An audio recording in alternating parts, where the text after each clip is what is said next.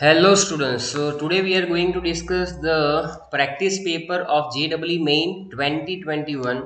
Okay, so here we have a new type of question paper basically in which section A has a multiple choice questions and section B has a numerical value based questions. But the thing is that in section B आपको मिलेंगे total 10 questions, लेकिन उसमें से आपको कोई 5 ही solve करने होते हैं। बराबर, ये इस साल का ही पैटर्न है, यानी 2021 के लिए ही है। बराबर है, नेक्स्ट ईयर के लिए ये रहेगा ऐसा कोई यहाँ पर प्रोविज़न नहीं बताया है गवर्नमेंट ने।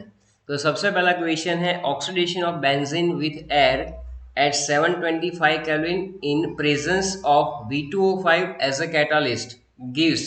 so बेसिकली बेटा ये जो है ऑक्सीडेशन ऑफ बेंजीन का, जब आप 11 में पढ़ते थे तो आपने देखा होगा कि हम लोग बेंजीन का क्या करवाते थे, ऑक्सीडेशन।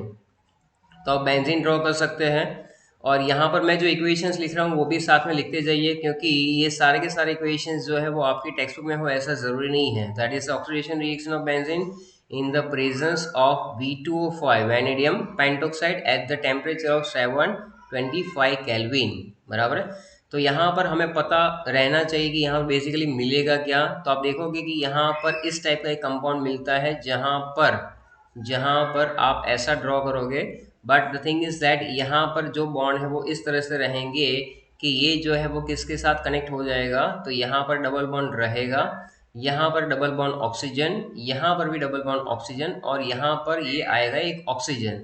बराबर है, और यहाँ पर आप देख सकते हो कि रिमेनिंग मॉलिक्यूल्स में 4 मोल्स ऑफ H2O भी रहेगा और 4 मोल्स ऑफ CO2 भी रहेगा। तो होता क्या है कि यहाँ से जो है ना ये बॉन्ड ब्रेक हो रहा है। आप देखो यहाँ से बॉन्ड ब्रेक हो रहा है, यहाँ पर ऑक्सीडेशन का मतलब है वहाँ पर ऑक्सीजन एंटर हो रहा है। बराबर है, तो ये जो कंपाउंड हमें मिलता है इसका नाम क्या है बेटा, that is called maleic anhydride. Maleic anhydride, ये मैलिक एनहाइड्राइड जो कंपाउंड है वो बेसिकली एनहाइड्राइड है। अब मैलिक एसिड जो होता है उसका एक एनहाइड्रेट बन जाता है, और वहाँ से जो जो कार्बन निकल रहे हैं वो ऑक्सीडाइज होकर CO2 में कन्वर्ट हो रहा है। बेसिकली तुमने इतना तो सीखा ही होगा 11th के अंदर कि वैन एवर हाइड्रोकार्बन, मान लो कि आपका कोई हाइड्रोकार्बन है, बराबर है, या तो CXHY में लिख दो, और उसका अगर आप ऑक्सीडेशन करवा देते हो, बराबर है, तो आपके सामने जनरली क्या मिलता है। तो एक तो चीज़ें फिक्स होती है कि कार्बन डाइऑक्साइड और वाटर तो मिलता ही है। बराबर है, आप ये सब तो जानते ही हो, लेकिन ये टिपिकल रिएक्शन है बेंजीन का। जो आपको यहाँ पर याद रखना है कि बेंजीन जो है ये वाला कंपाउंड, उसका जब हम लोग ऑक्सीडेशन करेंगे तो हमें क्या मिलेगा, मैलिक एनहाइड्रेट। बराबर, तो ये सबसे पहला क्वेश्चन था प्रैक्टिस पेपर के अंदर। तो इसके अंदर ऑप्शन जो है वो कौन सा आएगा बेटा, option will be which option is correct, so D option is correct. Next question जो यहाँ पर है कि भाई विच of the following is incorrect statement, मतलब इनकरेक्ट स्टेटमेंट ढूंढना है। अब देखो, आपने फिलहाल रिवाइज सिलेबस के अंदर शायद ये चैप्टर ना पढ़ा हो, लेकिन JEE के अंदर ये चैप्टर जो है वो आता है। तो non ionic detergents are neutral, non ionic detergent neutral ही रहते हैं। पहली बात मैं आपको बता दूं कि डिटर्जेंट जो होंगे वो लास्ट चैप्टर में आप थोड़ा सा पढ़ लेना, डिटर्जेंट इंपॉर्टेंट टर्म है, उसके अंदर क्या क्या रहता है। तो कैटायोनिक डिटर्जेंट रहेंगे, एनआयोनिक डिटर्जेंट रहेंगे, और तीसरा रहेगा आपके पास न्यूट्रल। बराबर है, तो अगर आपने ये कंटेंट पढ़ा होगा न्यूट्रल डिटर्जेंट्स के बारे में, नॉन आयोनिक, न्यूट्रल का मतलब नॉन आयोनिक, बराबर, तो ही आपको पता चलेगा। तो नॉन आयोनिक यहाँ पर न्यूट्रल की जगह पर अगर हम लोग नॉन आयोनिक लिखे तो ये ज़्यादा प्रेफरेबल है।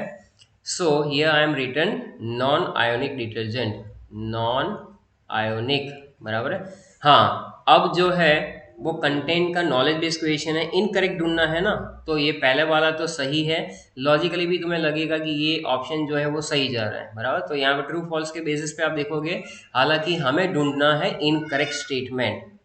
So the hydrophilic portion of non ionic detergent function by hydrogen bonding mechanism, यानी कि आप देखोगे, आपने जब कॉलॉइड भी पढ़ा होगा तब आपने वहां पर दो पार्ट देखे होंगे, आपने मिसल फॉर्मेशन भी पढ़ा है तब भी आपने सीखा होगा बेटा कि बेसिकली जब हाइड्रोकार्बन पार्ट और पोलर रहता है तो क्या होता है कि पोलर हेड और नॉन पोलर टेल। बराबर है, तो यहाँ पर हाइड्रोफिलिक पोर्शन जो होता है नॉन आयोनिक डिटर्जेंट का, वो कैसे फंक्शन करता है, तो हाइड्रोजन बॉन्डिंग मैकेनिज्म से ही जाता है, ये नॉलेज बेस्ड है। Cationic detergents have germicidal properties, so that is the use of cationic detergent। and D option जो है जिसके अंदर इन्होंने लिखा है कि bacteria can degrade the detergents containing highly branch chain. तो ये चीज़ जो है ये यहाँ पर गलत है, डी ऑप्शन जो है वो इनकरेक्ट जाएगा। यहाँ पर जो बात चल रही है हाईली ब्रांच चेन की, बराबर, तो मैं आपको बता दूं उसके अंदर आपको कंटेंट जो है वो याद होना चाहिए, कौन सा, बायोसॉफ्ट और बायो हार्ड डिटर्जेंट, बायोसॉफ्ट और बायो हार्ड डिटर्जेंट। तो आपको पक्का पता चल जाएगा कि यहाँ पर बैक्टीरिया जो है वो हाईली ब्रांच चेन को डिग्रेड नहीं कर सकते बेटा। So that is the answer of that question. Option D is incorrect on the basis of the information. The disperse phase in a colloidal Fe+3 hydroxide. अब देखो सबसे पहले तो तुम्हें ये पता होना चाहिए कि पॉजिटिव और नेगेटिव जो हाइड्रोलिसिस होता है, पॉजिटिव और नेगेटिव टाइप के जो होते हैं कॉलोइड्स, उसमें यहाँ पर हमें कौन सा दिया हुआ है, तो ये हमें दिया हुआ है FeOH थ्राइस का। तो आपके पास कॉलोइड का नॉलेज जो है उसके अंदर FeOH थ्राइस जो है वो रहता है, बराबर है। Disperse phase in colloidal ion hydroxide and colloidal gold is positively and negatively charge respectively. तो इन्होंने मेंशन कर ही दिया हुआ है कि ये जो FeOH थ्राइस वाला है वो कैसा है, पॉजिटिव है। गोल्ड का कॉलोइड सॉल्यूशन कैसा बनता है, नेगेटिवली चार्ज बनता है। So which of the following is not correct, नीचे में से कौन सा सही नहीं जा रहा है। तो magnesium chloride solution coagulate the gold sol, बराबर बिल्कुल सही स्टेट में जाएगा, क्योंकि यहाँ पर आप देखो मैग्नीशियम क्लोराइड जो है उसके अंदर Mg+2 भी है, Cl- भी है, वो कोआगुलेट करेगा gold more readily than Iron3 hydroxide sol. क्यों ऐसा होगा, तो यहाँ पर आपको ऊपर ही दिया हुआ है, बराबर है, कि भाई FeOH थ्राइस और दूसरा है आपका गोल्ड का। FeOH थ्राइस वाला जो है वो बेसिकली कैसा है, पॉजिटिवली चार्ज है, बराबर है, और नेगेटिवली चार्ज वाला कौन सा है, गोल्ड है। तो मैग्नीशियम क्लोराइड जो है वो क्या कर देगा, इसको वहाँ पर कोएगुलेट कर देता है। So option A is correct, बराबर है। Sodium sulphate solution causes coagulation in both solve. तो सोडियम सल्फेट में Na2SO4 रहेगा, बराबर है, वो दोनों के लिए रिस्पॉन्सिबल है, क्योंकि आप देख सकते हो कि यहाँ पर Na+ है, यहाँ पर SO4 2- है। Mixing of the salt has no effect, ऐसा नहीं हो सकता है। Mixing when positive and negative salts are mix they coagulate each other. तो इसका मतलब कि सी ऑप्शन जो है वो गलत है। कैसे गलत हुआ, तो उसका यहाँ पर आप इतना छोटा सा कंटेंट ऐड कर सकते हो कि ये क्यों गलत है, इनकरेक्ट ढूंढना था, तो ऑप्शन सी इज करेक्ट, बराबर है। But in that you have to write it down, when positive and negative sol are mixed they coagulate each other, they coagulate each other, वो एक दूसरे को क्या कर देंगे, coagulate कर देंगे, बराबर। The mixing of the salts has no effect, ऐसा नहीं होगा, इसमें ये रहेगा। coagulation in both salts can be brought about by electrophoresis, yes definitely। तो electrophoresis जो है उसमें हमने सीखा था कि पॉजिटिव हो कि नेगेटिव हो, वो इलेक्ट्रोड के बेसिस पे एनोड या कैथोड पे कहीं ना कहीं पे तो ये होगा ही होगा अट्रैक्ट, बराबर है। नेक्स्ट क्वेश्चन में जहां पर हम लोग आगे प्रोसीड कर रहे हैं, the time taken for an electron to complete one revolution in Bohr orbit of hydrogen atom. देखो अब आप अपनी पेन और कॉपी लेकर बैठ जाइए, तो साथ में आप लिखते जाइए कि बेसिकली हो क्या रहा है यहाँ पर। तो सबसे पहली बात कि बोर के पॉस्टुलेट में एक फॉर्मूला आपने सीखा होगा, mvr=nh/2 पाई, mvr=nh/2 पाई, या तो इसको ऐसे भी लिख सकते हैं कि v=nh/2 पाई m और r। वहाँ पर m क्या है, mass of electron, r radius रहेगा, बराबर है, n इंटीग्रल होता है सिंपल, और h प्लैंक कांस्टेंट है। तो आपने वहां पर फॉर्मूला पढ़ा कि नहीं मुझे मालूम नहीं है, बट नंबर ऑफ रिवॉल्यूशंस पर सेकंड, नंबर ऑफ रिवॉल्यूशंस पर सेकंड जो होता है बेटा वो कैसे ढूंढा जाता है। So it is basically velocity upon circumference of the orbit, circumference of the orbit. तो ये चीज़ें रहेगी वहाँ पर, बराबर है। ये फॉर्मूला है, इसको सीधा हमें अप्लाई करना है। तो आप देखो कि ये फॉर्मूला जो है वेलोसिटी को v से डिनोट करते हैं, और 2 pi r we all know that that is the orbit का, ऑर्बिट कैसा होता है, स्फेरिकल हम लोग मान के चलते हैं, दैट इज 2 पाई r। इसको हम लोग कंपेयर करेंगे सीधा।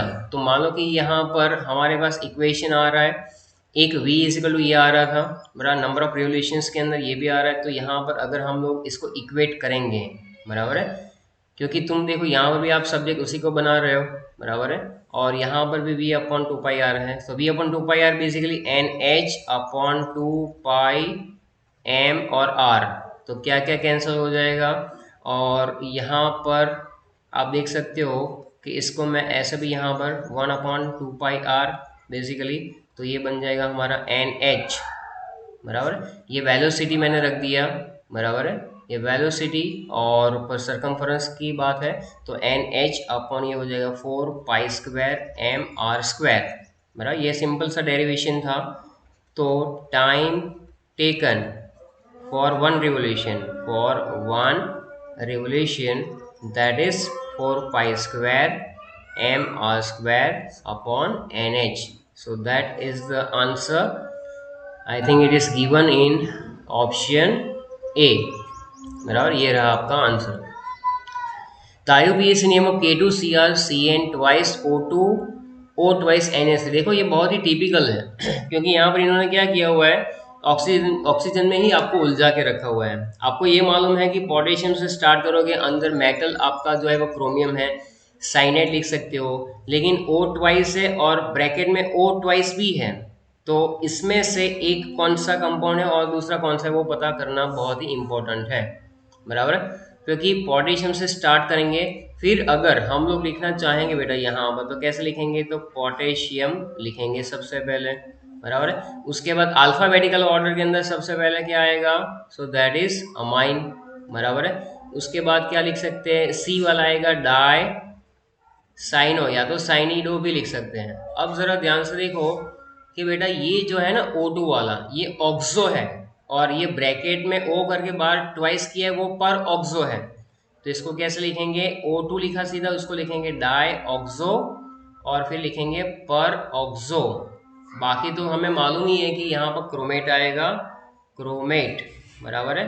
और नंबर निकालोगे आप, कैसे नंबर निकालोगे, तो देखो यहाँ पर जो ये आपका एनाइन बन रहा है बेसिकली वो क्या है, CrCn ट्वाइस O2 और O ट्वाइस और NH3, इसके ऊपर क्या आएगा, -2 आएगा कि नहीं, क्योंकि ये 2 के प्लस आगे से डिसोसिएट हो जाएगा तो ये -2 बनेगा।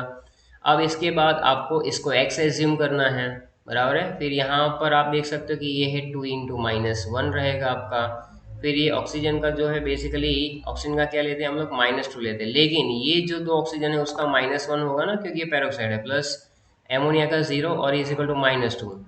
तो बताओ ज़रा आप लोग अपनी नोटबुक में कैलकुलेट करके, 2 इंटू -1 -2 -4 -6 -2, बराबर है। तो कितना हो रहा है ये, -2 -4 -8, सामने गया -2, तो ये बेसिकली आपका नंबर आ रहा है 6, करेक्ट। आप सब लोग भी साथ में कर ही रहे हो, तो ये आएगा 6। तो यहाँ पर जो ध्यान रखना था बेटा, वो ऑक्सो और पर ऑक्सो के अंदर ही आपको थोड़ा सा ख्याल रखना था। सो आई होप आप सब लोग ये समझ रहे होंगे, बराबर है, साथ में। अच्छा, नेक्स्ट क्वेश्चन जो हमारे सामने है, the dipole moment of HBr is 0.78 into 10⁻18 electrostatic unit centimetre. तो जनरली आपने डायपोल मोमेंट पढ़ा है, इंटर एटॉमिक स्पेस बेसिकली, तो वो बहुत ही सिंपल सी बात है, वो क्या दे रहे हैं आपको ये पता होना चाहिए, बराबर है। तो यहाँ पर है 1.41 एंगस्ट्रॉम, HBr यानी दो पोल हैं, तो H और Br के बीच में जो स्पेसिंग है ना वो उसने बता दी, यानी डिस्टेंस ही समझो। And the percentage of ionic character अगर हमें फाइंड करना है बेटा यहाँ पर 6 वाले क्वेश्चन के अंदर, तो यहाँ पर हमें क्या करना पड़ेगा, थोड़ा सा इसका कैलकुलेशन भी करना पड़ेगा। सो मूविंग ऑन दैट, 6 वाले का हम लोग कैसे आंसर निकाल सकते हैं। सबसे पहला तो HBr है वो तुम्हारे दिमाग में होना चाहिए, mu is equal to Q into d, ये भी होना चाहिए। HBr को अगर हम लोग when it is 100% ionic, when it is 100% ionic in nature, बराबर, तो कैसा रहता है, तो डायपोल मोमेंट कैसे मिलेगी, डायपोल मोमेंट मिलेगी आपको, कैसे मिलेगी, तो देखो यहाँ पर जो एक फैक्टर है 4.8 इंटू 10⁻⁻10, जो आपने एटॉमिक स्ट्रक्चर में पढ़ा होगा, इसको मल्टीप्लाई कर लो 1.41 10⁻8 सेंटीमीटर से, तो ये कन्वर्ट हो जाएगा electrostatic unit into centimetre. Electron के जो आपने डिफरेंट डिफरेंट चार्जेस पढ़े उसके अंदर ये था। तो basically dipole moment of HBr ढूंढने के लिए हम लोग ये करें 6 पॉइंट्स, ये कैलकुलेटर में भी आप कर सकते हो, तो कितना आएगा 6.768। यहाँ पर मैं भी करके देख लेता हूँ। 768 into 10⁻−18 electrostatic unit centimetre. Actual actual जो डायपोल है वो गिवन है 0.78 into 10⁻−18 electrostatic unit centimetre. Percentage of ionic character के लिए फॉर्मूला आपने सीखा ही है, बराबर है। तो जो एक्चुअल डायपोल मोमेंट हमारा है उसको डिवाइड करेंगे कैलकुलेटिव से, यानी जो कैलकुलेशन से आया 6.768 इंटू 10⁻−18 इंटू 100, बराबर है। तो यहाँ पर क्या निकल के आ रहा है, अगर आप ये तो काट ही दोगे 0.78 6.7 यानी समझ लो 7 जितना ही है 0.78 अपन ये इंटू 100। अगर आप अपने कैलकुलेटर में भी साथ में कर रहे हो, मैं भी यहाँ पर कर देता हूँ एक बार, तो ये आपका आंसर निकल के आ रहा है कुछ 11.5 के आसपास, बराबर। चेक करके बताओ कमेंट सेक्शन के अंदर कि ये जो आंसर है आपका आ रहा है कि नहीं आ रहा है बेटा। ओके, तो I think it will be 11.5. So that is the correct answer. B. If a compound on analysis was found to contain carbon, hydrogen, chlorine और ऑक्सीजन के परसेंटेज दिए हो, देखो ये बहुत ही सिंपल सी बात है, मस्त सम है ये, आप सब लोगों ने 11 में ये किया ही होगा, बराबर है। तो जस्ट रिवाइज इट, 7th वाले में क्या क्या है हमारे सामने, तो फिर से मैं देख लेता हूँ। कार्बन के 13.5 है, हाइड्रोजन 1.55, क्लोरीन 55 और ये 24 जितना। तो आप सबसे पहले क्या बनाओगे बेटा, टेबल बनाओगे।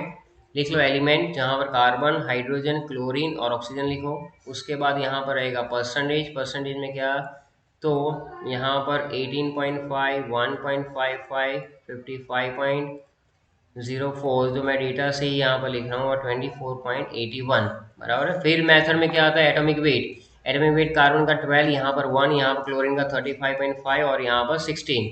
तो इस टाइप का टेबल आपको बनाना है।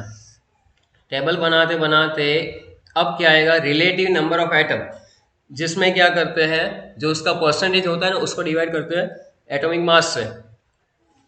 तो सबसे पहले 18.5 अपॉन 12, ये तो 1.55 आएगा, इसमें कुछ करने की जरूरत नहीं है।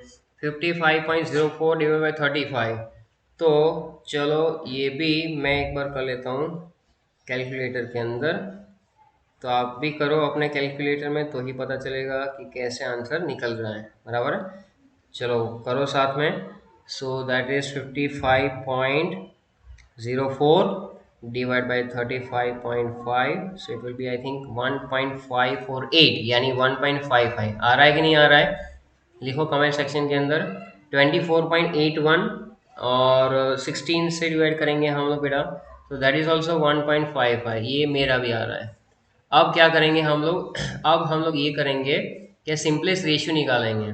तो पहले का भी 1.542 ही आता है, तो बेसिकली होता क्या है कि सबसे छोटी वैल्यू से सबको डिवाइड करते हैं, लेकिन यहाँ पर वो भी 1 ही आ रहा है, तो सिंपलेस्ट रेशियो भी आपका 1 1 1 ऐसे ही निकल के आएगा। और हमें एम्पिरिकल फॉर्मूला निकालना है, तो ये तो बहुत ही ईजी है, बराबर। तो ये सिंपलेस्ट रेशियो आपका निकल गया, इसलिए क्या रहा, एम्पिरिकल फॉर्मूला क्या निकल के आया, कार्बन, हाइड्रोजन, क्लोरीन और ऑक्सीजन।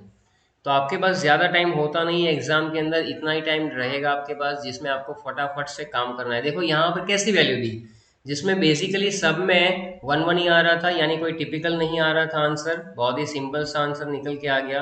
तो दैट इज option c. Which of the following plot correctly represent variation of equivalent conductance with dilution of strong electrolyte. अब देखो सिंपल सी बात समझो कि इक्विवेलेंट कंडक्टेंस जो होता है बेटा, यहाँ पर क्या लिखा हुआ है, equivalent conductance. Equivalent conductance generally क्या होता है, ये थियरी में भी आता है कि जैसे जैसे हम लोग पानी डालते हैं ना उसके अंदर डाइल्यूट करते हैं, तो वो इंक्रीज होता जाता है। तो बेसिकली ये इक्विवेलेंट कंडक्टेंस है, यहाँ पर डाइल्यूशन है, तो ऑप्शन बी सही जा रहा है, क्योंकि जैसे जैसे डाइल्यूशन बढ़ेगा वैसे वैसे इक्विवेलेंट कंडक्टेंस भी बढ़ेगा। क्यों ऐसा होता है कि जैसे पानी डालोगे आयोनाइजेशन बढ़ेगा, आयोनाइजेशन बढ़ेगा तो उसके बेसिस पे इक्विवेलेंट कंडक्टेंस जो है वो भी बढ़ता है। ये भी थियरी में था, बराबर है। खैर आपने इस साल पढ़ा हो कि ना पढ़ा हो आई डोंट नो, लेकिन मैंने तो अपने लाइव लेक्चर्स में करवाया हुआ है। The correct order of electron in enthalpy values, तो याद करो 11 का ये टॉपिक जहां पर आप इलेक्ट्रॉन गेन एंथैल्पी में एक अलग सी चीज पढ़ते थे जिससे ये पूरा चेंज हो जाता था। पहले तो इलेक्ट्रॉन गेन एंथैल्पी यानी क्या वो अगर याद नहीं आ रहा बेटा तो आप क्या कर सकते हो, सबसे पहले ये नोट डाउन करो कि भाई जब कभी भी कोई एलिमेंट होता है वो इलेक्ट्रॉन गेन करता है और वो एक्स माइनस बनाता है और एनर्जी रिलीज करता है, तो ये क्या रहेगा, इलेक्ट्रॉन गेन एंथैल्पी की बात करेंगे। तो ये जो है बेसिकली इलेक्ट्रॉन गेन एंथैल्पी का कंसेप्ट है। So as we move from chlorine to iodine, अगर मैं फ्लोरीन को छोड़ दूं और क्लोरीन से अगर मैं आयोडीन बढ़ूं, the electron gain enthalpy becomes less. Electron gain enthalpy कैसी हो रही है, बिकम्स लेस, कम हो रही है। And less and less negative, less and less negative ये होती जाएगी, बराबर है। Due to increase in atomic radius, due to increase in atomic radius, बराबर ये जो रहेगा। Due to small size of the fluorine electron, देखो एक सिंपल सी बात बता दूं आपको, ये फ्लोरीन और क्लोरीन का तो आपने बेटा रीजन भी पढ़ा हुआ है। फ्लोरीन जो है उसमें लास्ट इलेक्ट्रॉन किस में है, 2p में है, बराबर 2p में। क्लोरीन में किस में होता है, ये 3p में होता है, तो 3p थोड़ा सा बड़ा रहता है। यहाँ पर इलेक्ट्रॉन जो है, आने वाला इलेक्ट्रॉन जो है, अंदर पहले से इलेक्ट्रॉन भरे पड़े हैं, यहाँ पर भी इलेक्ट्रॉन तो है ही है, बराबर, लेकिन थोड़ा बड़ा है। तो आप मुझे ये बताओ कि किसमें कौन सी ऑर्बिटल में इलेक्ट्रॉन जब ऐड होगा तो रिपल्सन का मैग्नीट्यूड कम रहेगा। जब छोटा ऑर्बिटल है तो आने वाला इलेक्ट्रॉन उसको धक्का देगा ना ज्यादा, तो 2p के अंदर ये रहेगा बेसिकली। तो due to small size of fluorine electron electron repulsion is relatively high in the comparison of chlorine, ये मैंने जो ड्रॉ किया वो क्लोरीन का है, बराबर है। तो ये है, so incoming electron is not accepted with easily in the case of fluorine, chlorine में तो हो जाएगा, बराबर है। On the basis of that the option B is correct, the option sorry ninth में, हाँ ऑप्शन बी ही जा रहा है, आयोडीन क्लोरीन ब्रोमीन फ्लोरीन, और यहाँ पर एक्सेप्शन था जो मैंने आपको एक्सप्लेन किया। So that is a correct electron gain enthalpy. Okay. Now the next question, the repeating unit in silicon. अब देखो ये आपने पढ़ा काफ़ी टाइम हो गया, बराबर है, 12th का लोग भूल जाते तो 11th तो बहुत दूर की बात है। तो बेसिकली यहाँ पर सिलिकॉन्स की बात कर रहे हैं। अब सिलिकॉन जो इसका स्ट्रक्चर किसका होता है, कैसा होता है, इट इज़ लाइक कीटोन, नाम वहाँ से रखा हुआ है। तो बेसिकली ये R2SiO यूनिट रहता है। मैं थोड़ा सा चेंज कर लूँ कलर, कौन सा रहता है, R2SiO इज द यूनिट, बराबर। और यहाँ पर बेटा ये रहेगा आपके पास, ऐसे बनेगा सिलिकॉन, यहाँ पर R, यहाँ पर R, वापस ऑक्सीजन, वापस सिलिकॉन, R R ऑक्सीजन, ऐसे। तो आप देख सकते हैं कि यहाँ पर रिपीटिंग यूनिट के अंदर R2SiO ही रहेगा और वो ऑप्शन हमारा है B। So in that case B is the correct answer. Moving on the next question, among the following which is least acidic, acidity की जहाँ पर बात आएगी ना वहाँ पर हमें क्या देखना है, तो फटाफट यहाँ पर ही मैं ड्रॉ कर रहा हूँ तो आपके दिमाग में रहेगा। देखो सबसे पहला क्या है, तो यहाँ पर है फिनॉल, फिनॉल के बाद ऑर्थोक्रेसोल, बराबर है। क्रेसोल के अंदर कैसा रहेगा, यहाँ पर OH और यहाँ पर CH3, फिर पैरा नाइट्रोफिनॉल यानी यहाँ पर OH और पैरा पे NO2, फिर यहाँ पर डी में क्या हो जाएगा, डी में क्या हो जाएगा, पैराक्लोरोफिनॉल है बेटा, तो यहाँ पर OH और यहाँ पर Cl। तो इतना ही याद रखो बेटा यहाँ पर कि जब कभी भी इलेक्ट्रॉन विड्रॉइंग ग्रुप अटैच होते हैं, इलेक्ट्रॉन विड्रॉइंग ग्रुप जैसे कि NO2 हो गया या तो Cl हो गया, बराबर, अटैच टू फिनॉल रिंग, वो क्या करता है, वो इलेक्ट्रॉन को विड्रॉ करेगा, फिनाइल रिंग में से इलेक्ट्रॉन को विड्रॉ करेगा और उसकी वजह से होगा क्या कि stabilize the negative charge on the oxygen of phenoxide ion. तो यहाँ पर जो फिनॉल होता है उसमें से क्या निकल के आता है, बेसिकली फिनॉक्साइड आयन निकल के आता है। तो यहाँ पर हम लोग वही डिस्कस करेंगे थोड़ा सा डिटेल में। तो यहाँ पर आप देखोगे कि यहाँ पर है ये OH तो फिक्स है, बराबर है, OH में O पे माइनस है, ये प्लस डेल्टा है तो ये प्लस रहेगा, ये माइनस डेल्टा रहेगा। दूसरी बात, अगर यहाँ पर मैं रेजोनेंस की बात करूँ तो यहाँ पर रेजोनेंस होता रहता है और यहाँ पर ये बॉन्ड लाइन नोटेशन में ऐसे हम लोग पाई बॉन्ड ड्रॉ करते हैं। फिर यहाँ पर मान लो कि इलेक्ट्रॉन होगा तो इलेक्ट्रॉन यहाँ पर और ये इस तरह से सेकंड पे, फिर 4 पे और 6 पे ऐसे घूमता रहता है। अब यहाँ पर दो चीज़ें फर्क पड़ती है कि H+ इजिली डिसोसिएट होगा या तो नहीं होगा, बराबर है। तो बेसिकली होता क्या है कि एक NO2 ग्रुप के बारे में बताओ कि NO2 ग्रुप जो है, NO2 ग्रुप कैसा है, इलेक्ट्रॉन विड्रॉइंग ग्रुप। तो जब NO2 group electron withdrawing group होता है तो वो क्या करता है, इलेक्ट्रॉन को विड्रॉ करेगा। मान लो कि यहाँ पर NO2 अटैच है, बराबर, तो इलेक्ट्रॉन को विड्रॉ करेगा, बराबर है। तो वो माइनस आई इफेक्ट की भी बात कर सकते हैं यहाँ पर। तो NO2 जो है वो माइनस आई इफेक्ट जनरली क्या करती है, directly proportional to acidic character ये रहता है, बराबर है। तो नेगेटिव चार्ज जो ऑक्सीजन पे है उसको स्टेबिलाईज करेगा। Due to this reason acidic character of phenol increases. लेकिन बराबर यहाँ पर क्या होगा, एसिडिक कैरेक्टर क्या होगा, इंक्रीज होगा। लेकिन अगर आपके पास ऐसा है, मान लो कि CH3 ग्रुप है, तो बेटा ये ग्रुप जो है CH3 ग्रुप है वो कैसा है, इलेक्ट्रॉन डोनेटिंग ग्रुप है। तो यहाँ पर तो इलेक्ट्रॉन की डेंसिटी बढ़ा रहा है ये फिनाइल रिंग के अंदर, बराबर है। तो क्या होगा कि जब इलेक्ट्रॉन की डेंसिटी बढ़ाएगा तो वो डिस्टेबलाइज करेगा, बराबर है। एंड एसिडिक कैरेक्टर जो है वो, एसिडिक कैरेक्टर क्या होता जाएगा, acidic character will be decreases. So on the basis of that ये चीज़ें आपको यहाँ पर याद रखनी है, बराबर है। तो क्या आया ऑप्शन के अंदर, यहाँ पर हमें क्या पूछा हुआ है, लीस्ट एसिडिक पूछा हुआ है। तो NO2 तो आएगा नहीं, बराबर। Cl भी तो फिनॉल के साथ, बहुत ही सिंपल सा इक्वेशन था ये, जिसमें आएगा option b. A solution of 0.1 molar with respect to Ag plus Ca plus 2 Mg plus 2 and Al plus 3 which will precipitate at lowest concentration। देखो भाई 0.1 मोलर है जिसमें Ag प्लस भी है, बराबर है। और प्रेसिपिटेशन की जहाँ तक आई थिंक बात आती है तो एक कंसेप्ट KSP तो दिया हुआ है। जैसे ही आप देखो कि MCQ में KSP दिया हुआ है तो आपको क्या करना पड़ेगा, तो मैं यहाँ पर पूरा सॉल्व कर रहा हूँ, बराबर है। आप भी सॉल्व कीजिए साथ में तो ही समझ में आएगा। 12th वाले में पहले इक्वेशन ध्यान से पढ़ो। सॉल्यूशन जो है उसमें 0.1 molar, a solution is 0.1 molar with respect to Ag plus Ca plus 2 Mg plus 2, ये सब है। ऑप्शंस के अंदर जितने भी आपको दिख रहे हैं, बराबर है, उसमें आपको IP-KSP का रिलेशन एस्टेब्लिश करना है। मान लो कि पहला ही जो है ना, स्पेरिंगली सॉल्युबल सॉल्ट का मतलब क्या था, स्पेरिंगली सॉल्युबल सॉल्ट का मतलब ये है कि बेटा जिसमें कॉन्सेंट्रेशन लेस देन 0.01 मोलर हो, बराबर है। तो यहाँ पर हम लोग सबसे पहले क्या करेंगे, सबसे पहले करेंगे कि भाई सबसे पहला ऑप्शन क्या है, ऑप्शन ए Ag3PO4। तो अब इसको डिसोसिएट करो, ये निकलेगा 3Ag प्लस और PO4 3 माइनस। अब जब ये दिया हुआ है यहाँ पर 0.1 मोलर, बराबर है, ये लिखोगे आप। KSP किससे आइडेंटिफाई करते हो, KSP आप कैसे लिखते हो, तो Ag प्लस जो होता है उसका क्यूब करते हो फॉस्फेट आयन के ऊपर, कुछ नहीं क्योंकि स्टोइकियोमेट्री 1 है।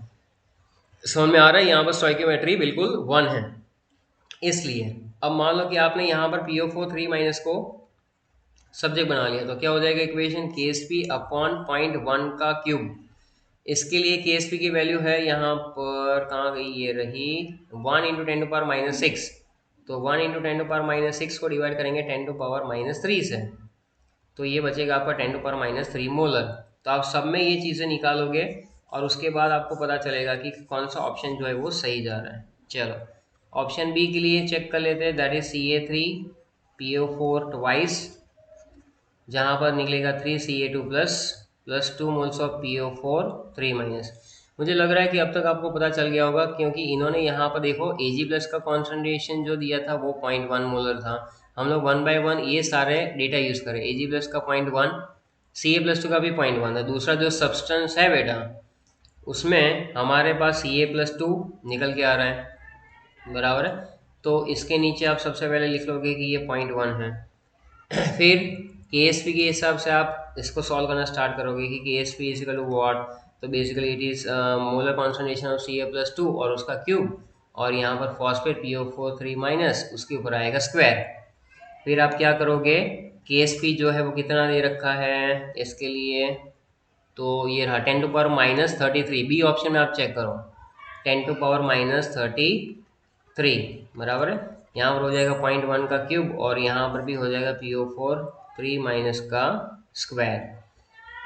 तो ये जो अगर आप निकाल रहे हो PO4 3 माइनस का स्क्वायर, ये कितना निकलेगा 10 टू पावर माइनस 33 और नीचे आ जाएगा 10 टू पावर माइनस 3, यानी ये बचेगा आपका 10 टू पावर माइनस 30, बराबर है। इस तरह से जब आप जाओगे, अब आपको क्या करना है, PO4 3 माइनस का ही निकालना है, तो स्क्वायर रूट निकाल दो 10 टू पावर माइनस 15 मोलर। चलिए ठीक है, सी ऑप्शन के लिए करेंगे। सी ऑप्शन था मैग्नीशियम फॉस्फेट Mg3PO4 ट्वाइस, और ये हो जाएगा 3Mg+2 plus 2 moles of PO4 2 minus, बराबर, सॉरी 3 माइनस। तो इसके अंदर अब हम लोग करेंगे वापस वही चीज़, PO4 3 माइनस का स्क्वायर, अब सीधा लिख रहा हूँ मैं 10 टू पावर माइनस 24, नीचे 10 टू पावर माइनस 3, ये आ जाएगा 10 टू पावर माइनस 21। अब डिराइव नहीं कर रहे हैं, बराबर है। और फिर PO4 3 माइनस जो आपका है वो, इसका अगर 10 टू पावर माइनस 21 का निकालना है तो वो तो सीधा इसका स्क्वायर रूट नहीं निकल सकता है, बराबर है, क्योंकि वो 21 है। तो आप ऐसा कर सकते हो कि इसको कन्वर्ट कर दो, बराबर है, 22 में या 20 में। तो फाइनल आंसर यहाँ पर आपका 3.16 into 10 to power minus 11 molar आ जाएगा, बराबर।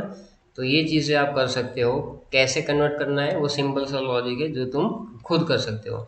डी के अंदर आएगा AlPO4, ये सिंपल सा कंसेप्ट है, Al+3 डिसोसिएट होगा या PO4 3 माइनस, Al+3 भी 0.1 ही लेकर चलते हैं। यहाँ पर PO4 3 माइनस को सब्जेक्ट बनाएंगे तो क्या आ जाएगा, KSP अपॉन 0.1। तो KSP की वैल्यू कितनी दे रखी है भाई, 10 टू पावर माइनस 20, और यहाँ पर है 0.1, तो 10 टू पावर माइनस 19 मोलर, बराबर।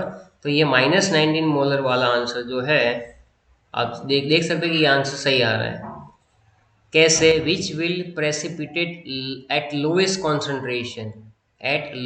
Concentration of phosphate ion when Na3PO4 solution is added, बराबर है।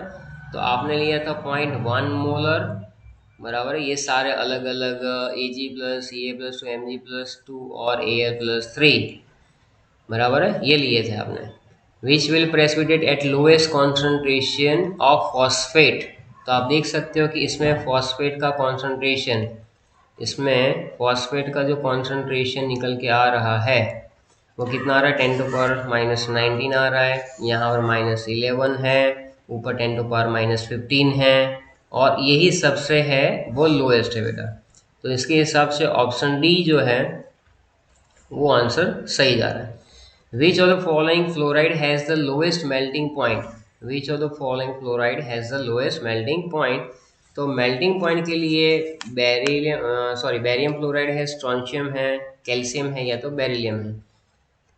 तो आई थिंक आपको ये चीज़ पता होनी चाहिए, बराबर। ये नॉलेज बेस्ड क्वेश्चन है जहाँ पर 13 में तुम्हारा क्या आएगा आंसर, बताओ। देखो, ये एनोमलस प्रॉपर्टी अगर आपने पढ़ी हो तो आपको तुरंत पता चल जाएगा कि बेरिलियम फ्लोराइड ही आएगा। कैसे, तो बेरिलियम फ्लोराइड जो है वो एक कोवैलेंट कंपाउंड है ना, क्योंकि बेरिलियम की एटॉमिक साइज सबसे छोटी होती है, उसमें से इलेक्ट्रॉन निकालना बहुत ही ज़्यादा डिफिकल्ट है। और फाजन्स रूल भी अप्लाई करोगे बेटा तो it is covalent, lowest melting point, बराबर है, लोएस्ट मेल्टिंग पॉइंट। वैल्यू आप याद रख सकते हो 554 डिग्री सेल्सियस रेफरेंस के लिए, बाकी सारे जो है वो उसके ज़्यादा होंगे। विच of the following thermodynamic conditions at constant pressure and temperature is necessary for the spontaneity of a process?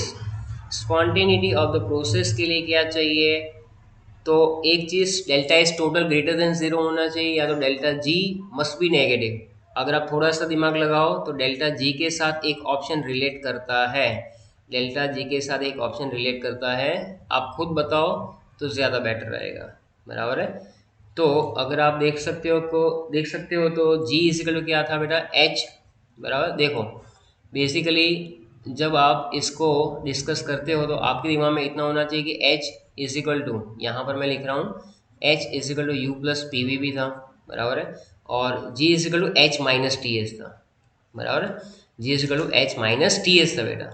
और इन दोनों को रिलेट करते हुए अगर आप जाते हो आगे, बराबर है, so it is basically option B is the correct answer. इन दोनों को रिलेट करते हुए आपको आगे जाना है, तो 14 में ऑप्शन बी जाएगा। Reaction of cyclohexanone with dimethylamine in the presence of catalytic amount of acid forms a compound. If water during the reaction is continuously removed, the compound form is generally known as, देखो, सबसे पहली बात कि हमें reaction करना है किसका, reaction of cyclohexanone with dimethyl amine, बराबर है। अब यहाँ पर in the presence of catalytic amount of acid forms a compound and if water during the reaction is continuously remove. तो सबसे पहली बात साइक्लोहेक्सेनोन से आप स्टार्ट कर सकते हो, बराबर है। तो यहाँ पर हम लोग इक्वेशन भी लिखेंगे। तो ये रहा, देखो ये रहा आपका कंपाउंड जिसके अंदर ये रहेगा डबल बॉन्ड, यहाँ पर ऑक्सीजन, बराबर। अब इसका रिएक्शन करेंगे किसके साथ, NHCH3 ट्वाइस डाइमिथाइल अमाइन, बराबर। तो यहाँ पर ये जब डबल बॉन्ड की बात आएगी, बराबर है, तो ये आगे H+ के प्रेजेंस में कुछ आपको ऐसा कंपाउंड देगा जहाँ पर ये रहेगा एसिडिक मीडियम में, यहाँ से OH भी OH हो जाता है, तो ऑक्सीजन और OH, और यहाँ पर रहता है आपके पास NH, और ये हो जाएगा CH3 ट्वाइस, क्योंकि ये एक लोन पेयर यहाँ पर बॉन्ड बनाने के लिए गया जो कार्बन के साथ बॉन्ड बना रहा है, बराबर। तो ये लोन पेयर बेटा यहाँ पर एक बॉन्ड क्रिएट कर रहा है, बराबर।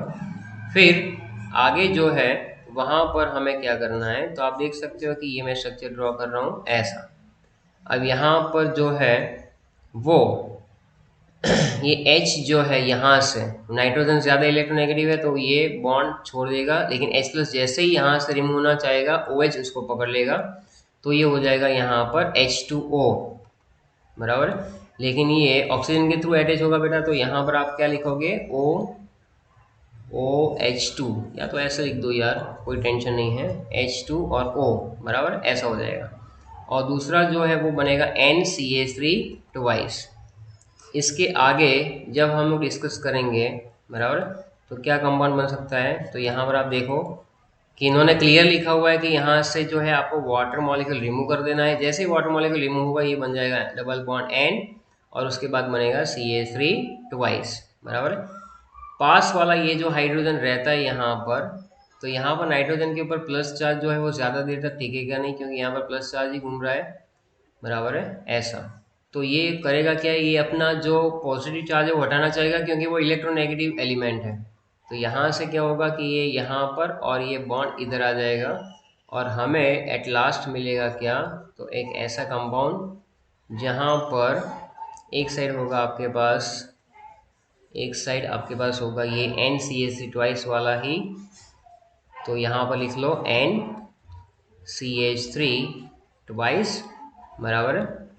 और यहाँ पर एक रहेगा डबल बॉन्ड, क्योंकि ये हाइड्रोजन जो है वो यहाँ से निकल जाता है, एलिमिनेट हो जाता है, elimination of hydrogen to obtain the stability, बराबर है।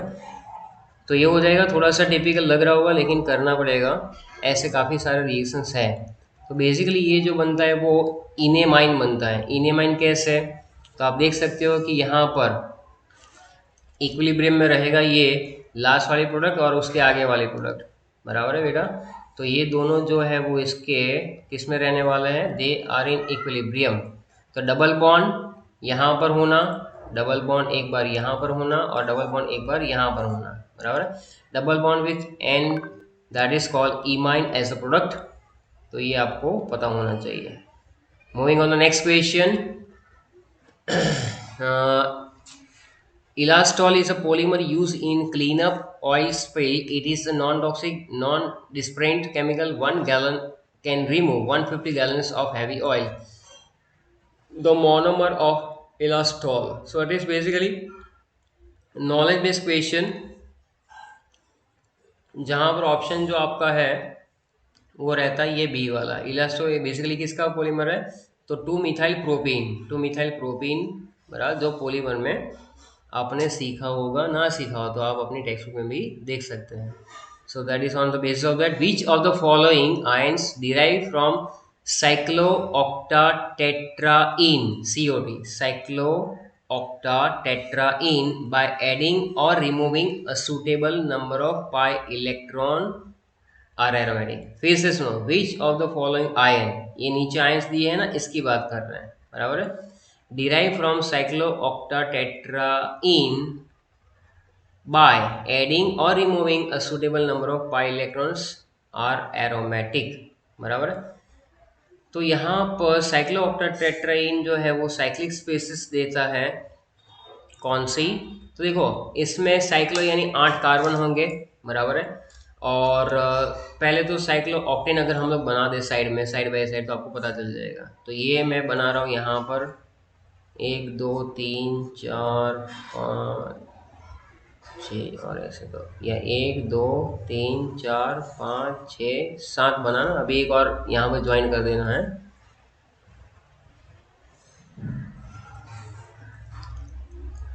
या तो इसको ऐसे भी आप ड्रॉ कर सकते हो, 8 बनने चाहिए।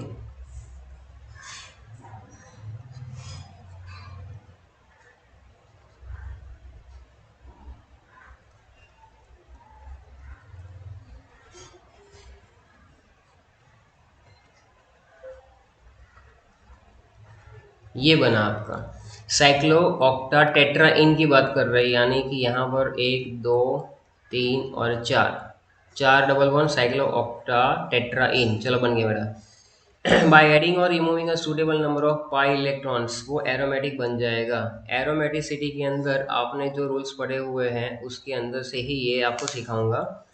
तो यहाँ पर COD का जो स्ट्रक्चर है, removal of 2 electron from COT, वो क्या देगा? ये स्पेसिस देगा बेटा, जो आपका ऑप्शन 2 में दिया हुआ है।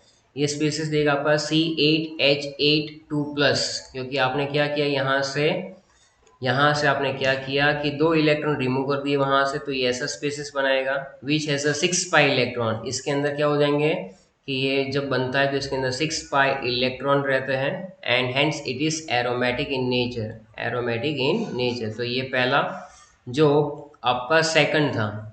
तो पहले इसमें से जब हम लोगों ने 2 इलेक्ट्रॉन निकाल दिए, बराबर, 2 इलेक्ट्रॉन निकाल देने से ये बन जाता है C8H82+, बराबर है। और उसके अंदर बच जाता है 6 पाई इलेक्ट्रॉन, 6 पाई इलेक्ट्रॉन, तो बन जाता है एरोमेटिक, बराबर है। दूसरा स्पेसिस अगर हमें ढूंढना है, सिमिलरली वी कैन ऑल्सो क्या कर सकते हैं, अगर हम लोग ऐड कर दे 2 इलेक्ट्रॉन, मान लो इसके अंदर 2 इलेक्ट्रॉन को ऐड कर देते, तो वो स्पेसिस कौन सी बन जाएगी? C8H2-, तो ये भी 10 पाई इलेक्ट्रॉन आपको देगा, 10 पाई इलेक्ट्रॉन। तो एरोमेटिक कैसे पता चलता है? अगर आपने हकल-सुल्ज़ पढ़ा हो तो आपको मालूम होगा कि हकल-सुल्ज़ के अंदर 4n+2 पाई इलेक्ट्रॉन का कंसेप्ट था बेटा, बराबर है। तो यहाँ पर आप देख सकते हो कि n की वैल्यू अगर 1 रख दो तो 6 पाई इलेक्ट्रॉन, और n की वैल्यू अगर आप 2 रख दो तो 10 पाई इलेक्ट्रॉन। तो इसका मतलब है कि जो हम लोग स्पेसिस बना रहे हैं उसके अंदर सेकंड एंड फोर्थ वाला आ रहा है, सेकंड एंड फोर्थ वाला जो आ रहा है वो आपको क्या दे रहा है? Basically aromaticity. During the preparation of arene diazonium salt, the excess of nitrous acid is destroyed by adding. तो देखो अब ये जो है ना कंटेंट, वो NCERT में से फिलहाल निकाला हुआ है, लेकिन हम लोग इसको लिखेंगे कैसे, बोला उसने, यूरिया। चलो तो ये जो है NH2, एक minute, during the preparation of arene diazonium salt, arene diazonium salt यानी बेंजीन डाइसोनियम क्लोराइड की बात कर रहे हैं। The excess of nitrous acid is destroyed by, okay. तो सिंपल सा लॉजिक है, BDC की प्रिपरेशन है, बराबर। उसमें जो HNO2 एक्सेस है उसको कैसे डिस्ट्रॉय किया जाता है, तो पहले तो तुम्हें ये याद होना चाहिए कि ये बनता कैसे है। तो देखो मैं यहाँ पर लिख रहा हूँ कि जब आपके पास रहता है एनिलीन, एनिलीन का रिएक्शन जब आप करवा देते हो बेटा NaNO2 प्लस HCl के साथ, 2 moles of HCl at the temperature of 0 to 5 degree Celsius, या तो 273 से 278 केल्विन, तो क्या बनेगा? ये बेंजीन के ऊपर N2 प्लस और Cl माइनस, ये इसको कहते हैं BDC, with the removal of minus NaCl minus 2 moles of water, तो ये बना BDC। अब बेसिकली ये लोग यहाँ से पूछना चाहते हैं, क्योंकि ये जो है ना NaNO2 प्लस HCl का मिक्सचर सही में है क्या नाइट्रस एसिड, तो ये जो एक्स्ट्रा नाइट्रस एसिड होता है बरा उसको हम लोग कैसे डिस्ट्रॉय कर सकते हैं बरा। तो basically urea is the compound, देखो यूरिया का फॉर्मूला है NH2CO, 2HONO, ये होगा नाइट्रस एसिड। इससे क्या होगा? आप देखो ये 2 नाइट्रोजन गैस के फॉर्म में निकल जाएंगे, कार्बन डाइऑक्साइड भी गैस के फॉर्म में निकल जाएगा, और ये बचेगा पानी। इन शॉर्ट इस तरह से ये नाइट्रस एसिड को ये वाला मॉलिक्यूल क्या कर देता है? डिस्ट्रॉय कर देता है। So that is the logical equation based on equation, the correct formula of पर मैंगेनिक एसिड, पर मैंगेनिक एसिड का जो फॉर्मूला है वो नॉलेज बेस है। देखो पोटेशियम पर मैंगनेट के बेसिस पे ही है HMnO4, ये नॉलेज बेस है जो आपको थोड़ा सा याद करना चाहिए।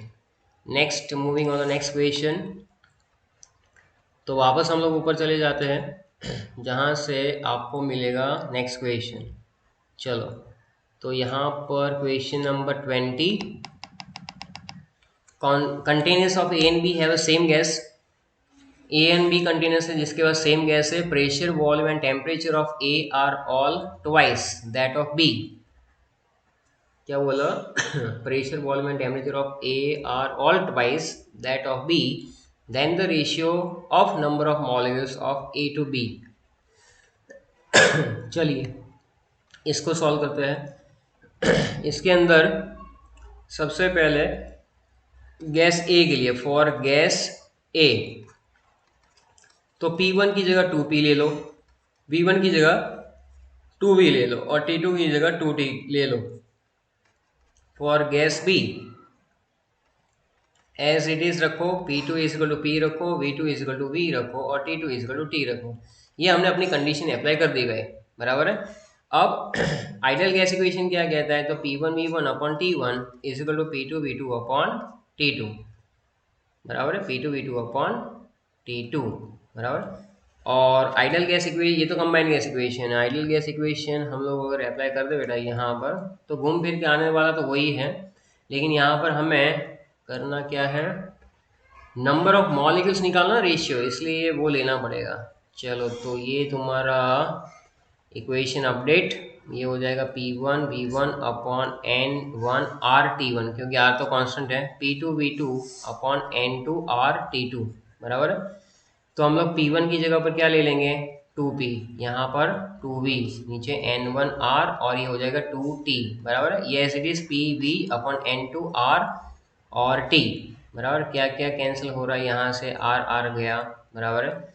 और रेशियो कितना निकल के आ रहा है? 2P 2V, बराबर है, अपॉन N1RT, तो R2T है।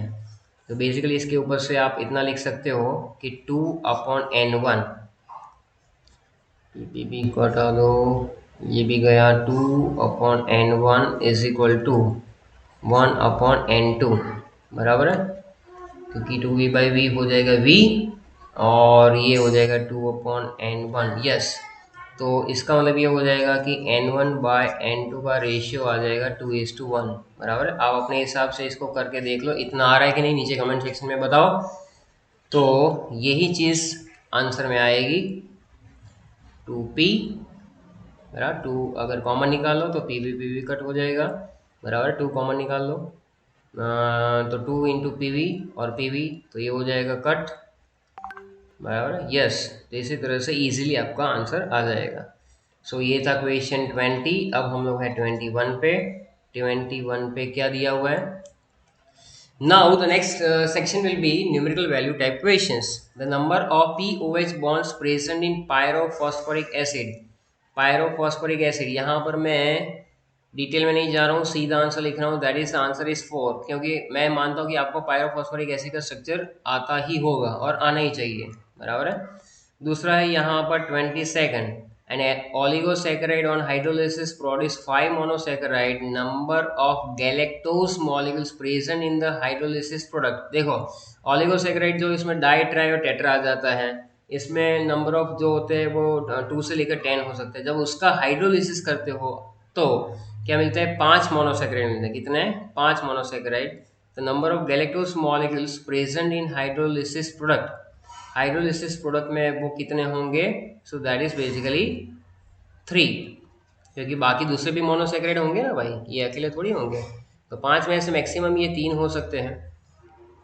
और 23 की बात करें, among the following how many of them will give positive test with Tollens reagent, Tollens reagent के साथ कौन कौन टेस्ट आपका देगा, बराबर है। तो देखो टॉलेंस reagent यानी आल्डिहाइड की टेस्ट, आप खुद बताओ बेटा, यहाँ पर आल्डिहाइड की टेस्ट के बेसिस पे कितने कितने कंपाउंड जो है वो देंगे टॉलेंस, बराबर है। चलो बताओ फटाफट, बराबर। ये क्वेश्चन जो है इसका आंसर आप लोग खुद कमेंट सेक्शन में बताओगे। ये बहुत ही मज़ेदार क्वेश्चन है, ये मैं आपके ऊपर छोड़ रहा हूँ फिलहाल। 24 वाले में करेंगे, aluminium crystallize in a cubic close pack structure, its metallic radius is 125 picometre, the length of the side of unit cell in picometre will be. तो क्यूबिक क्लोज पैक स्ट्रक्चर के लिए फॉर्मूला कौन सा रहेगा, a is equal to 2√2r। A is equal to लिखो यहाँ पर 24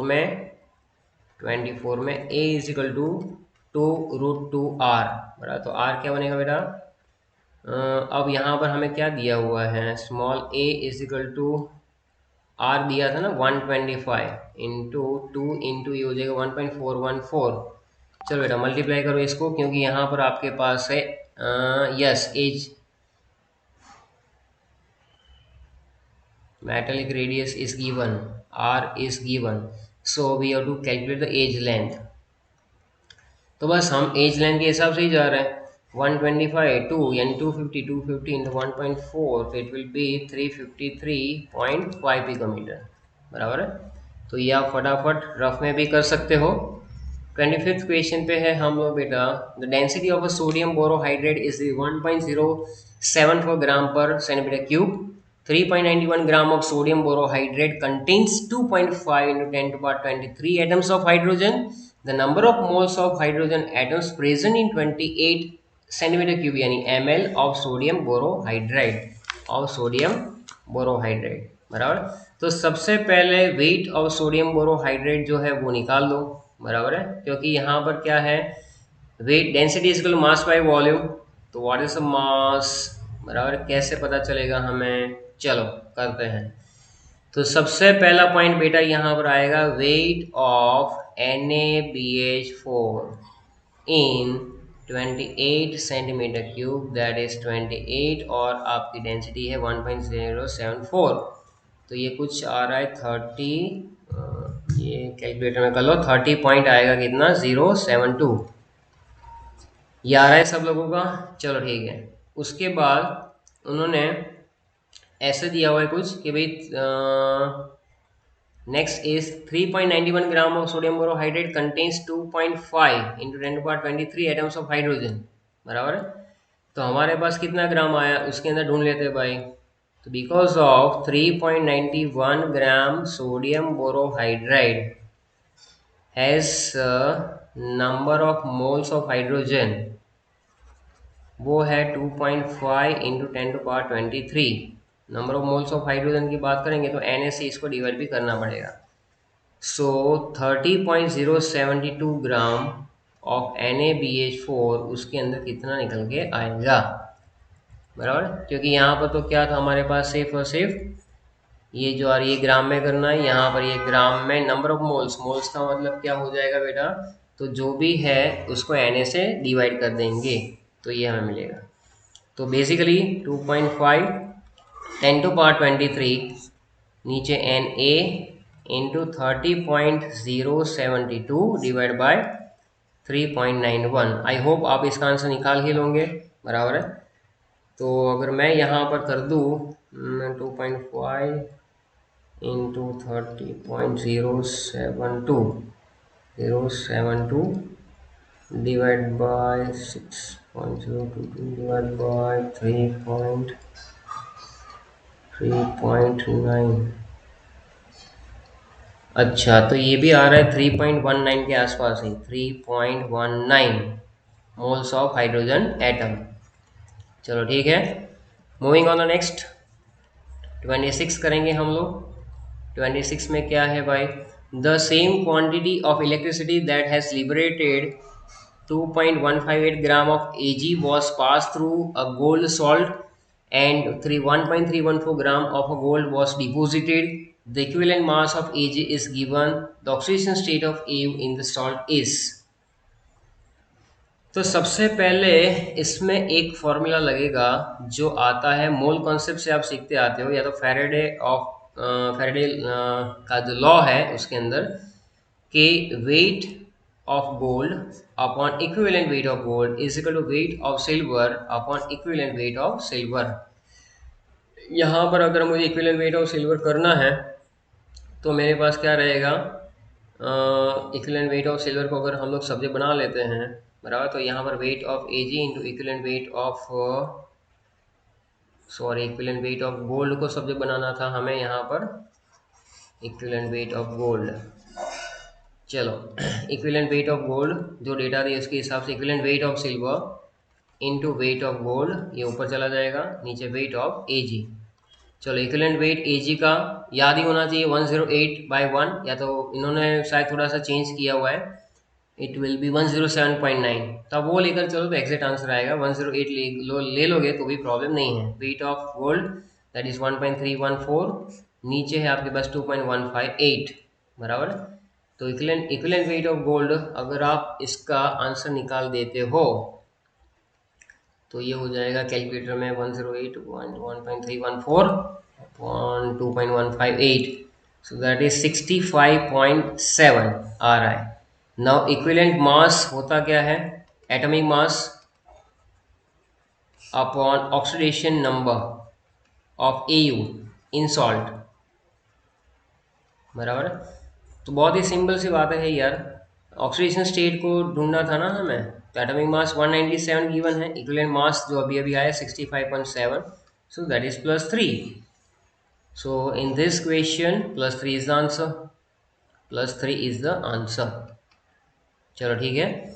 the pH of the resulting solution when equal volumes of 0.1 molar NaOH and 0.01 molar of HCl are mixed is, तो यहाँ पर कैसे कर लेंगे, तो आप देख सकते हो कि यहाँ पर क्या क्या गिवन है, उसके बेसिस पे हम लोग pH सॉल्यूशन निकाल सकते हैं बराबर। तो देखो भाई इतना तो आपको मालूम ही है कि HCl प्लस NaOH वो आपको देता है NaCl प्लस वाटर, यानी कि 1 मोल NaOH जो है वो कंप्लीटली न्यूट्रलाइज करता है 1 मोल HCl को बराबर है। इसका मतलब ये हुआ कि 0.01 मोल NaOH will be completely neutralized by 0.01 mole of HCl। तो इसका मतलब ये हो जाएगा कि NaOH लेफ्ट अनन्यूट्रलाइज, वो कितना होगा, तो 0.1 जो गिवन है माइनस 0.01 जो हो चुका, तो 0.09 मोल आ जाएगा यहाँ पर सीधा सीधा बराबर। तो NaOH लेफ्ट अनरिएक्टेड इतना है 0.09 मोल। अब हमें कुछ करना नहीं है, एज इक्वल वॉल्यूम देखो, तो बेसिकली जब दो इक्वल वॉल्यूम हम लोग मिक्स करते हैं सॉल्यूशन के अंदर बराबर है, तो कॉन्सेंट्रेशन जो है वो कैसा हो जाता है, आधा हो जाता है। तो OH माइनस का कॉन्सेंट्रेशन कैसा हो जाएगा बेटा, 0.09 डिवाइड बाई 2, तो दैट इज 0.045 मोलर बराबर। अब इसके हिसाब से अगर हम लोग आगे बढ़े तो POH निकालना बहुत ईजी हो जाएगा, POH is equal to what, minus log of OH minus, बस फिर ये वैल्यू डालो और आंसर निकालो। तो pH तुम्हारा POH कुछ आ जाएगा माइनस लॉग ऑफ, इसको ऐसे भी कर सकते हो 4.5 इंटू 10⁻⁻2 बराबर है। तो POH आप निकाल सकते हो और pH भी आप निकाल सकते हो। फाइनल आंसर आपका कुछ आना चाहिए 12.65 जितना बराबर है। So that is for sure. हाँ, the freezing point of solution containing 0.2 gram of acidic acid, mass दिया हुआ है 20 ग्राम बेंजीन सॉल्वेंट का दिया हुआ है, लोअर्ड बाय 0.45 डिग्री सेल्सियस, ई भी गिवन है। The degree of association of acidic acid in percent in benzene, assume ये करना है एसिडिक एसिड के लिए वो डाइमराइज हो रहा है but obviously in benzene, and Kf for benzene is given 5.12। चलो तो बेसिकली यहाँ से ढूंढना क्या है, okay, the degree of association, the degree of association बराबर है, यानी अल्फा, अल्फा ढूंढेंगे यहाँ पर। अल्फा ढूंढने के लिए चलो मेथड स्टार्ट करते हैं बेटा। सबसे पहले आप क्या करोगे, तो देखो यहाँ पर वेट दिया है W2 कितना था भाई, 0.2 ग्राम बराबर, थोड़ा सा इसको लिख लेना साइड में 0.2 ग्राम पेपर पे। फिर W1 है हमारे पास 20 ग्राम, ये सॉलिड और solvent, delta TF I think it is given 0.45 degree Celsius बराबर है। तो हमारे पास एक फॉर्मूला था delta TF is 1000 into KF into W2 upon W1 into M बराबर। तो ये 0.45 भगवान का दिया सब कुछ है तुम्हारे पास, तो ढूंढो इसको। ये रहेगा 0.2, W1 है 20, और यहाँ पर M, तो वही तो ढूंढना है हमें। तो वो कितना मिल रहा है, चलो कर लेते हैं। 0.45, एक minute, 0.45 into 20 divided by 1000 divide by 5.12 divide by 0.2। So I think it is acidic acid के लिए ये तुम्हारा निकल जा रहा है। इसको यहाँ सब्जेक्ट बना लो। हाँ, ये उल्टा कर दिया हमने थोड़ा सा, इसको सिर्फ 0.45 ही नीचे लाना था। तो 1000 इंटू 5.12 0.2 20 डिवाइड बाय दैट, ये आ जाएगा 113.78। किसके लिए, एसिडिक एसिड के लिए। एसिडिक एसिड बेसिकली डाइमराइज होता है, तो 2 मोल्स ऑफ CA3COOH बराबर है, तो वो देगा आपको CA3COOH ट्वाइस बराबर।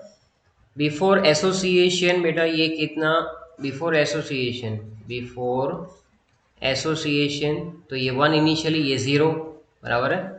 अब ये 2 में से 1 हो गया ना, तो अगर मैं यहाँ पर लिखूँ कि इसके ये कितना यूज़ हो रहा है 2, तो अब ये 1 मोल बन रहा है, यानी इसको मैं लिख सकता हूँ α/2, और ये रहेगा सिर्फ 1 minus alpha, where alpha is the degree of association. Molecular weight acidic acid का है आपके पास 60, तो आई कैसे निकालते हैं, normal molecular mass m normal upon m observe बराबर है।